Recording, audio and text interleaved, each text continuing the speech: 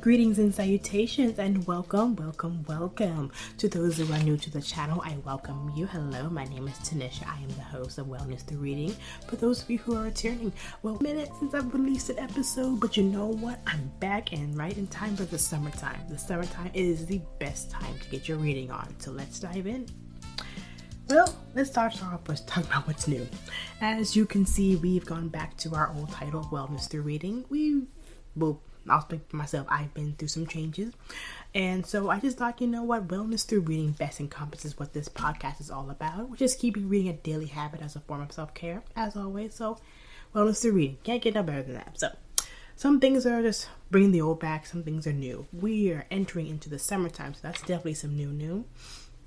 And as I said, summertime, it is the best time to get your reading done and get your reading on. And I have 3 reasons why that is. As always, you know I like a good countdown. So the first reason why summertime is the best time to get your reading done. Number 1, you have more time on your hands. For those of us who work our regular, 8 to 5, 9 to 5, wherever you're working, this is the time we have a lot of PTO accrued. So take that vacation time, use your PTO. Prepare the other because you're not coming in. You're going out, going to hang out with your family, going outside, enjoying the sunshine. Either you're going away on vacation or you're doing a staycation. Bring your books with you, especially if you're traveling. You're going to have some downtime in between. Bring a book. That way you have time to catch up on your reading. And the second reason why it's summertime, for me anyway, is the best time because I don't know what it is about warm weather that just makes you want to sit and read.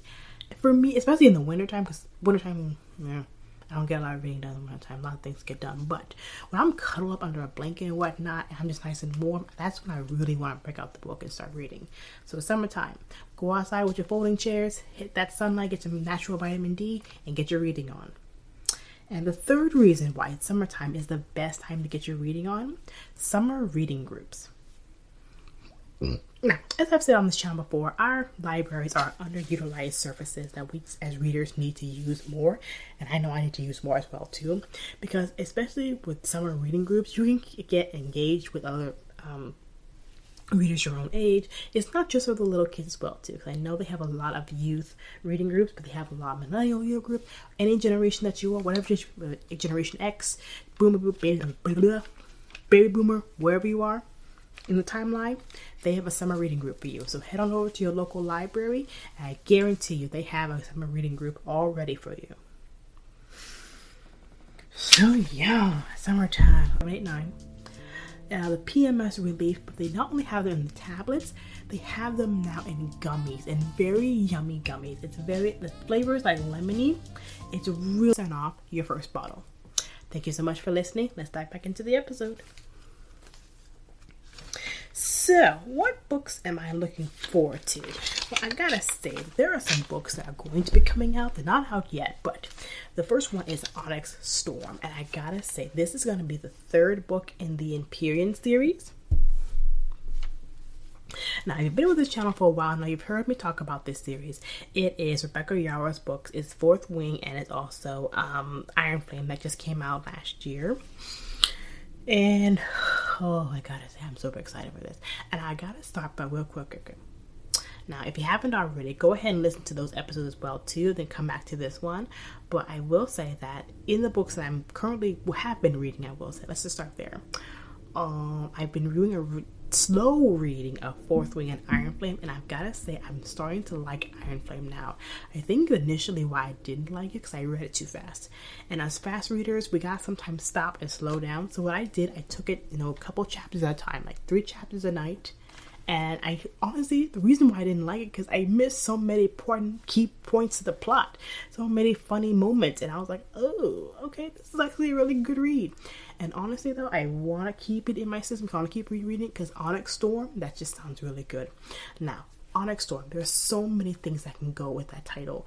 Like case in point, Zane Ryerson, one of our main characters, his eyes are always being described as being onyx with a little bit of gold in them.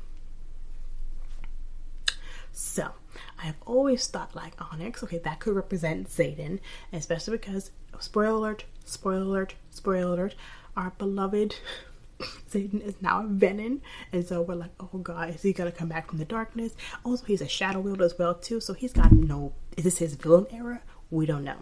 But also the storm aspect as well too, that could represent Violet, because Violet is, her signature power is also a lightning wielder. And also another reason why I wanted to go back and reread Fourth Wing and Iron Flame, because apparently Rebecca Yarros in an interview actually stated that her second signet power has been revealed in Iron Flame, and she thought that more people would catch on to it. I'm rereading it again because I still don't know what it is. Comment below what your thoughts are on what it is. I'm thinking it has something to do with time, or maybe it has something, maybe she is also an intrinsic, because multiple times throughout the book we've seen Violet kind of catch on to the vibe of the room, and I'm thinking there's something on with that, because she can sometimes hear Xaden's thoughts. She can sometimes, I mean, obviously they have that bond, they have the connection, but I'm thinking there might be something there. Well, we will see. Hopefully it becomes a bit more clear in Onyx Storm, because I'm still trying to figure it out. Maybe it's something, honestly, either she's an intrinsic or it's something to do with time. We will see. So that was just my little Imperion tangent for the day. Yeah. But here are the books that I want. Oh, also books that are coming out that I want to talk about. Al Pacino is coming out with a book as well too. That's not going to be due until December. And I gotta say, I'm getting more into autobiographies as well too. And also Whoopi Goldberg has an autobiography that's coming out as well too. It talks about her life and everything. It's a really darker one, so all you little kids, this ain't for you. I'm having the most difficult time finding it because it is sold out everywhere. I went on Amazon and it said it wouldn't be available till September. So I'm keeping hope alive that I can find it somewhere around. Anyhow, but the books that I will be reading this summer, so I am going to be kinder to myself.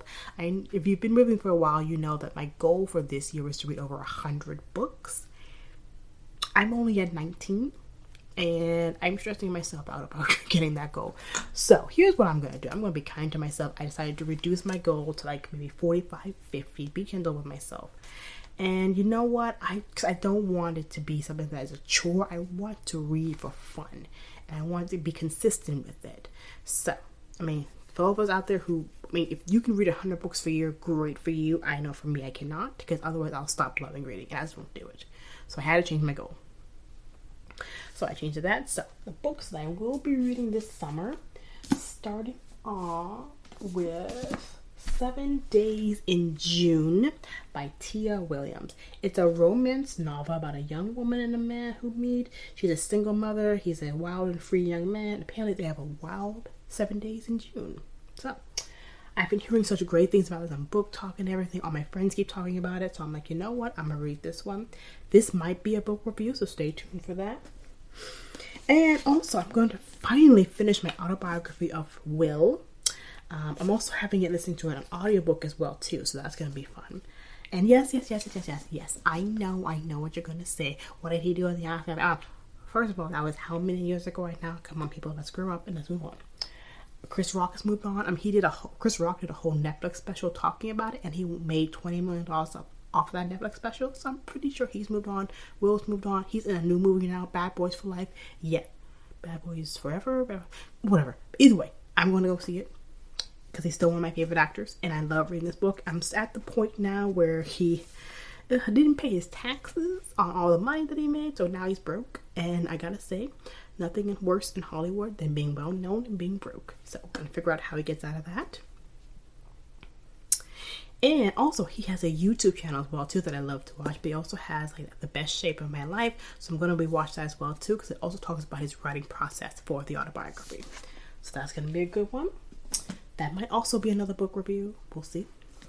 And also, Thicker Than Water by Kerry Washington. This is her memoir as well too. I saw her on The View. My mom talked about it. She saw her on The View, and she talked about how she found out that her parents weren't really her parents, and that they were never going to tell her that they were her parents. So yeah, there's some family drama with that as well too. So yes, definitely. Those are the 3 books guaranteed that I want to read this summer. And then also there are 2 books on hold. So in the event that I do finish those 3 books first, I'm going to read Verity and the Forbidden Suitor by J.J. McAvoy. I've also read her other book, Aphrodite and the Duke, by the same author, J.J. McAvoy. So Aphrodite and the Duke was the first in this series. This is the second. So Verity talks about the Dukes sister and her troubles, how she got troubled, and how she finds love. So we'll talk about that. And why is the suitor forbidden? We will see. A Regency era love romance, all that fun jazz. And then also this book, this has been on my TBR forever. I want to read it. It's called From Scratch by Tambi Locke. It's a memoir of love, Sicily, and finding home. So the reason I want to read this, because this is actually a Netflix movie, but I want always read the book before you watch it on any other medium. So there's that. My summer reading list as well too. And speaking of book reviews, the first book review of the summer will be The Budgetnista, How to Get Good with Money, and her workbook. Now, you've probably heard me talk about this book as well, but I did a brief review of it. I want to do a more deeper dive into it because we are halfway into 2024, and I gotta ask you guys, how are you doing your financial goals? Do you have financial goals? Did you not hit the mark on your financial goals? And so I just want us all to stop for a minute and let's talk about those financial goals because we have half a year now to turn some things around as well too. 6 months, that's a long time. We got time to turn around, get that savings goals, do that retirement. And this is the book and time to do it. So grab your pens, grab your pencils, grab your notebooks, and we're going to have a deep dive into this next week. Because financial literacy is very, very, very important and is not taught enough in school. It's not taught in schools at all. As a grown adult in my 30s, I am now learning things that I kind of wish I had learned in my 20s. So that's why I'm so adamant about this, and so I always talk about this. So every season, I always try to bring either that book out or another financial book as well too, because we really got to get those financial goals going. And so there's that. Wow, that is a lot. And as always, keep your reading journals as well too. I'll definitely do another deep dive into reading journals, why we need them, why we need to keep active using them. And as always, I thank you so much for tuning into today's episode. I am super excited for all that is going to be happening soon. I'm definitely going to keep uploaded. This season, we're going to have about 8 episodes. I will keep you uploaded. They come out every Wednesday. So hit that subscribe button if you haven't already. And also share with family and friends. That way we keep more people reading on a daily habit as a form of self-care. And as always, I thank you so much for listening, tuning in. I'll see you next week. And I wish you all good wellness and good reading. Bye!